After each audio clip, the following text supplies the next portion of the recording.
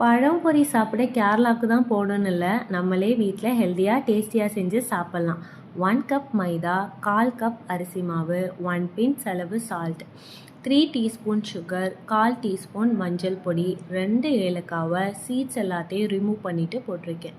3/4 cup அளவு தண்ணி ஊற்றி மிக்ஸ் பண்ணேன். பேட்டர் ரொம்ப திக்காக தெரிஞ்சது, எக்ஸ்ட்ராவாக ஒரு 1/4 கப் தண்ணி ஊற்றிருக்கேன். ஸோ 1 கப் தண்ணி தாராளமாக கரெக்டாக இருந்தது. நல்லா மிக்ஸ் பண்ணிவிட்டு 1 ஹவர் ஆச்சு கண்டிப்பாக ரெஸ்ட் பண்ணும். கடையிலலாம் 2 to 3 ஹவர்ஸ் ரெஸ்ட் பண்ணுவாங்களாம். ஸோ இப்போ அதை தனியாக வச்சுட்டு நேந்திரம் பழத்தை திக்காக கட் பண்ணும். பஜ்ஜி மாதிரி தின்னாக கட் பண்ணிடாதீங்க, திக்காக கட் பண்ணும். தேங்காய் எண்ணெய் ஊற்றி மீடியம் ஃப்ளேமில் கட் பண்ணி வச்சுருக்க பழத்தில் மாவை முக்கி போட்டோன்னா ஒரு பபிள்ஸ் மாதிரி வரும். வந்ததுக்கப்புறம் முன்னாடியும் பின்னாடியும் திருப்பி போட்டோன்னா ஒரு கோல்டன் ப்ரௌன் கலரில் வரும்.